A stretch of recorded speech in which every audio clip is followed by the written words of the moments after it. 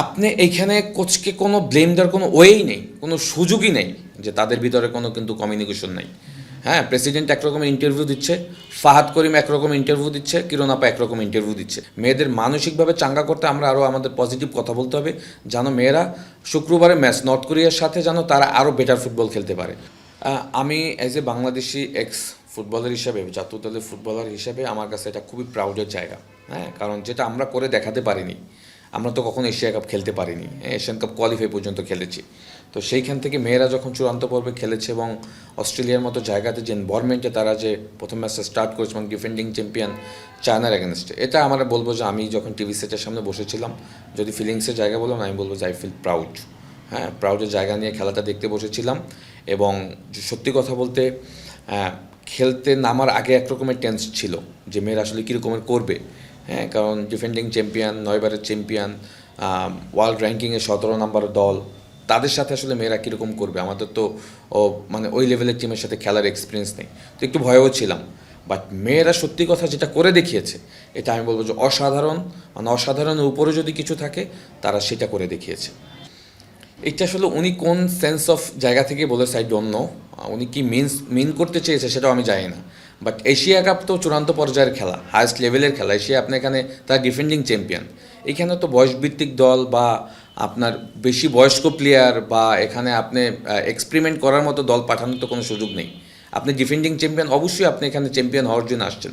সুতরাং এবং এই ধরনের তো কথা বলার কোনো ওয়েই আমি এখানে দেখছি না। হ্যাঁ, এবং যে ফুটবল চায়না খেলেছে সেটা আমি দিকে যাব না। আমাদের মেয়েরা বেটার ফুটবল খেলেছে দেখেই কিন্তু চায়না ওরকম সুবিধা করতে পারেনি। এই কারণে এই না যে চায়না কিন্তু আমাদের উপরে চড়াও হয়নি, চায়না গোল সুযোগ তৈরি করেনি, চায়না ম্যাচ জিতেছে, বেটার ফুটবল খেলেনি, তা কিন্তু না। চায়নার জায়গায় কিন্তু বেটার ফুটবল খেলছে, বাট আমরা আমাদের কাজগুলি কিন্তু খুব ডিফিকাল্ট করেছি চায়নাকে ভালো খেলার জন্য। সুতরাং এইখানে চায়না কোন দল নিয়ে আসছে, বয়স্ক প্লেয়ার, এটার তো আমি আসলে এখানে কোনো রিজনই দেখি না। দেখেন, এখন তো কোনো কথা বললে সেটা কিন্তু সবাই জেনে যায়। হ্যাঁ, এটা এমন না যে এখন এটা হাইড করার কোনো সুযোগ আছে। আমি একটা ইন্টারভিউ দেবো, এটা অবশ্যই মেয়েদের কানে যাবে বা আমরা ফুটবল অঙ্গনে যারা আছে সবাই এটা জানবে। সুতরাং ওই সব জায়গা থেকে আমি এমন কোনো কমেন্টস করবো না যেটা আসলে মেয়েরা আসলে ডিমোলাইজ হবে এই মুহূর্তে। কারণ মেয়েরা যেভাবে যে অসাধারণ ফুটবল খেলছে, মেয়েদের মানসিকভাবে চাঙ্গা করতে আমরা আরও আমাদের পজিটিভ কথা বলতে হবে, যেন মেয়েরা শুক্রবারে ম্যাচ নর্থ কোরিয়ার সাথে যেন তারা আরও বেটার ফুটবল খেলতে পারে। সুতরাং এবং আপনার দায়িত্বশীল জায়গা থেকে এমন কোনো কমেন্টস করা উচিত না যেটা শুনলে মেয়েরা আসলে তাদের মন খারাপ হবে, পারফরমেন্স একটা ইফেক্ট পড়বে। এটার কোনো ওয়েই নেই, এই ধরনের কথা বলার কোনো ওয়েই নেই। সুতরাং আমি জানি না আসলে সে কোন জায়গা থেকে কথাটা বলেছে, বাট অনেস্টলি যদি সত্যি কথা বলি, মেয়েদের এই ফুটবল টিমের পিছনে কিন্তু কিরণ আপার একটা বড় অবদান রয়েছে। হ্যাঁ, এটা তো আমরা অস্বীকার করতে পারবো না, বাট সে কোন অ্যাঙ্গেল থেকে এই কথাগুলি বলছে আই ডোন্ট নো। বাট এই কথাগুলি যদি সে সিরিয়াসলি বলে থাকে এবং কি মিন করে সে কথাগুলি বলে সেটা আমি জানি না। বাট এগুলি যেন মেয়েদের কানে না যায়। আপনি যেটা বলেছেন যে মেয়েরা যেন আসলে এই ধরনের কথা শুনে তাদের কিন্তু পারফরমেন্সে বড় একটা ইফেক্ট পড়বে। চায়না বয়স্ক প্লেয়ার খেলেছে, চায়না মেইন টিম না, চায়না বয়স ভিত্তিক দল, এই ধরনের কথার সাথে কোনো কিন্তু এই ধরনের কথা কিন্তু এই মুহূর্তে একদমই কিন্তু এটা উচিত না, এই ধরনের কথা বলা।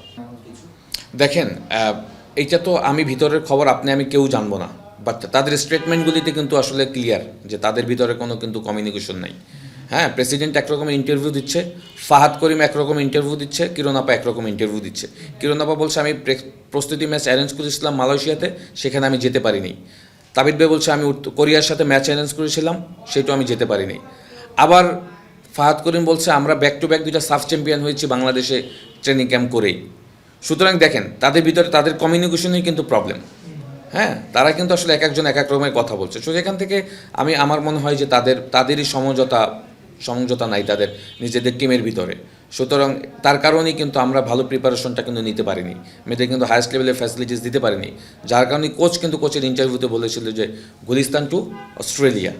সুতরাং আমি বলবো যে এত বড় একটা এশিয়া কাপ আমরা খেলতে গিয়েছি, বাংলাদেশ ফুটবল ফেডারেশনের কর্মকর্তারা আসলে সেটা অনুধাবন করতে পেরেছে কিনা যে এই টুর্নামেন্টের হাইপ কতটুকু, এটার ওয়েটটা কতটুকু, এশিয়া কাপটা আসলে কী। আমার কোশ্চেনটা ওইখানে যে তারা আসলে বুঝতে পেরেছে কিনা যে এটা আমরা কোন লেভেলে খেলতে যাচ্ছি। হ্যাঁ, সুতরাং তাদের স্টেটমেন্টগুলিতে বোঝা যায় যে তাদের নিজেদের ভিতরে কমিউনিকেশন গ্যাপ রয়েছে। আপনি এইখানে কোচকে কোনো ব্লেম দেওয়ার কোনো ওয়েই নেই, কোনো সুযোগই নেই। আপনার চায়নার সাথে যে প্যাটার্নে আমরা ফুটবল খেলেছি, এটা তো কোচের জন্য হয়েছে। আপনি পিটার বাটলারের জায়গায় অন্য কোন কোচ হলে আপনি 11 জন প্লেয়ার বক্সের সামনে গিয়ে দাঁড় করিয়ে দিতেন, পিটার প্যাটলার তো সেটা করেনি। পিটার প্যাটলার চোখ রাঙিয়ে কথা বলেছে মাঠের ভিতর, অন দ্য ফিল্ড। হ্যাঁ, চায়নার মতো ডিফেন্ডিং চ্যাম্পিয়নকে সে যেভাবে হ্যান্ডেল করেছে, হ্যাঁ, ফার্স্ট 40 মিনিটস যদি দেখেন আমরা যেভাবে ম্যাচটা হ্যান্ডেল করেছি, এটা তো পুরোটা ক্রেডিট পিটার প্যাটলার। সেকেন্ড হাফে আমরা কোনো গোল কনসিড করিনি। এবং এই ধরনের কথা যখন স্টেটমেন্ট যখন এখান থেকে যাবে, পিটার প্যাটলার অ্যাজ এ কোচ সে তার প্লেয়ারদের ডিফেন্ড করার জন্য সেগুলি বলবেই। ও কিন্তু ওর প্লেয়ারদের বিপক্ষে কোনো দিন দেখবেন যে সে কখনো কোনো স্টেটমেন্ট দেয়নি। সে তার প্লেয়ারের সুবিধার্থে যে কথাগুলি বলা দরকার সে সবসময় সেটা বলেছে। এবং এই কথাটা বলার অন্যতম কারণ হলো প্লেয়ারদের উপর মেন্টাল এফেক্ট যেন না পড়ে। হ্যাঁ, সুতরাং এখানে আমি পিটারের কোনো ঘাটতি দেখছি না। আমি সে তার জায়গা থেকে রাইট স্টেটমেন্টই দিয়েছে।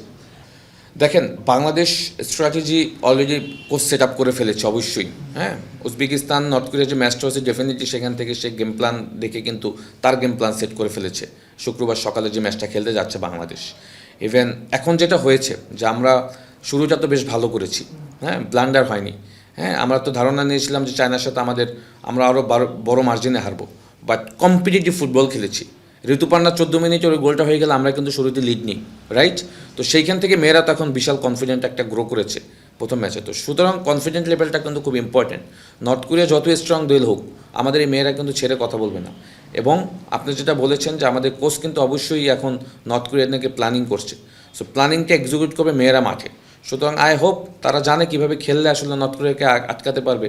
এবং আই হোপ কোচের সেই প্ল্যানটা নিয়ে কাজ করছে। এবং যেহেতু আরও 1-2টা সেশন আছে, সেখানে কাজ করে আমার কাছে মনে হয় যে তারা নর্থ কোরিয়ার সাথে ভালো ফুটবল খেলবে।